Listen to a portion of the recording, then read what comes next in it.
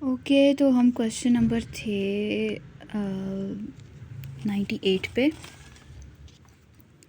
ठीक है, stannous exercise what decreases, तो हमें पता है कि टोटल पायरिफेरल रेजिस्टेंस डिक्रीज होती है। IgE receptors are present on, अच्छा आईजीई रिसेप्टर्स जो होते हैं ना वो मास्ट सेल्स पे भी होते हैं, बेसोफिल्स पे भी होते हैं, इओसिनोफिल्स पे भी होते हैं। ठीक है, तीनों पे होते हैं, लेकिन हाई अफिनिटी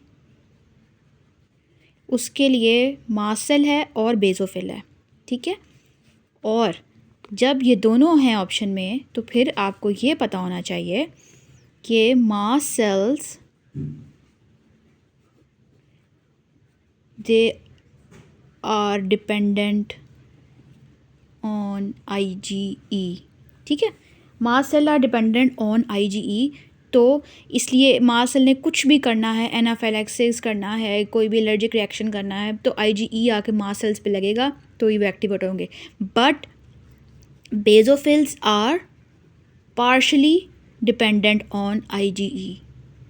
ठीक है, कुछ इसके प्रोसेस आईजीई डिपेंडेंट होते हैं और कुछ इसके इंडिपेंडेंट ऑफ आईजीई होते हैं।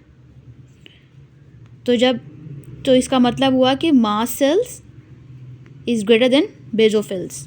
ठीक है, आई होप ये आपको समझ आ गया होगा। ट्रांजिशनल एपिथेलियम करेक्टरिस्टिक, तो ट्रांजिशनल एपिथेलियम की आपको पता है कि वो करेक्टरिस्टिक होता है, यूरेटर होता है, यूरिनरी ब्लैडर पे होता है, एपिकल डोम शेप्ड होते हैं, इसके ऊपर एपिथेलियम जो है वो डोम शेप्ड होती है एपिथेलियम। ठीक है, उसके बाद आते हैं कि फ़ीमेल है उसको ये सारा कुछ है, तो हमने पता था कि अब जी मार्फन सिंड्रोम होती है, उसके अंदर जो है वो स्केलेटल मसल होता है, साथ उसके लेंस आई इन्वॉल्वमेंट होती है, साथ हार्ट इन्वॉल्वमेंट होती है, तो ये हमारे पास है मार्फन सिंड्रोम और उसके अंदर डिफिशिएंसी होती है फिब्रिलिन की। ठीक है, atria stretch leading to tachycardia, तो atria stretch leading to tachycardia options में है। Hering Breuer reflex, Hering Breuer reflex तो है इनहेलेशन और इंस्पिरेशन से रेस्पिरेशन से रिलेटेड है। कुशिंग रिफ्लेक्स हमें पता है कि जब आईसीपी ज़्यादा हो जाता है, जब इंट्राक्रैनियल प्रेशर ज़्यादा होता है, तो उसके साथ ब्रेडिकार्डिया और हाइपरटेंशन होती है।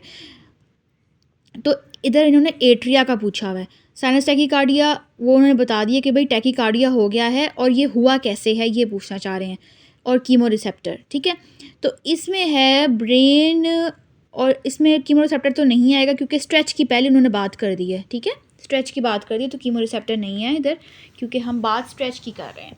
तो उसका ये है कि जब एट्रिया का स्ट्रेच बढ़ता है तो ब्रेन ब्रिज रिफ्लेक्स होता है, जिसमें ये होता है कि रिफ्लेक्स जो बनता है इस एट्रिया के स्ट्रेच से, उसको ब्रेन ब्रिज इसलिए कहते हैं कि ब्रेन की तरफ जाता है रिफ्लेक्स, और वो जाके बोलता है उसको कि भाई आप अपनी वेगल टोन को कम कर दें, जिसकी वजह से सिंपैथेटिक एक्टिविटी ज़्यादा हो जाएगी। Sympathetic activity result in tachycardia.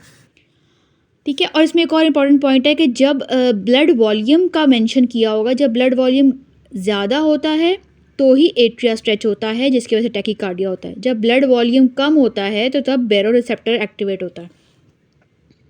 Anticoagulant in vitro, तो ये हमें पता है कि जो वायल में हम हेपरिन डालते हैं, जिसकी वजह से वो ब्लड कोगुलेट ना हो, तो इसलिए हम हेपरिन डालते हैं, और बॉडी में भी हेपरिन जो है वो नॉर्मल में मिलता है अमाउंट में।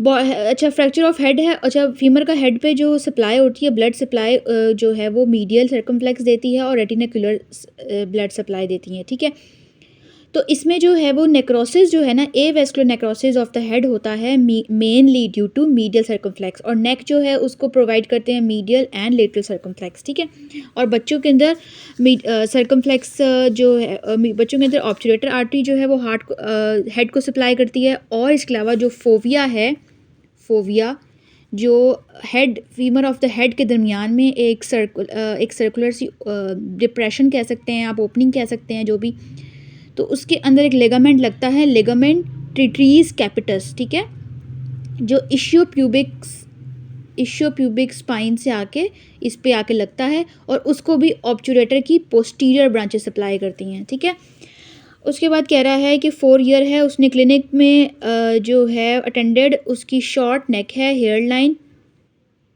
ठीक है, तो उसके बाद क्या हुआ, अच्छा जो फ्यूज सर्वाइकल वर्टिब्रा है और लो हेयर लाइन, ये दो पॉइंट्स मेन जो है वो क्लिपल फेल सिंड्रोम में होते हैं। ठीक है, टर्नर सिंड्रोम में जो है वो शॉर्ट हाइट बताएंगे उसमें आपको।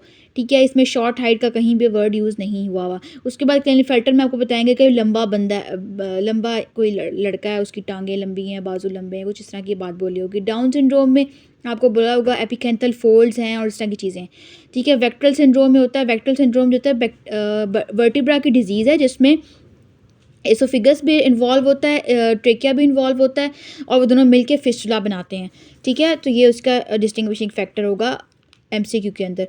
Anterior to the suprarenal gland, तो सुप्रारीनल जो ग्लैंड है उसके एंटीरियर लेफ्ट वाले सुप्रारीनल ग्लैंड के आगे हमारे पास लेसर सैक होता है और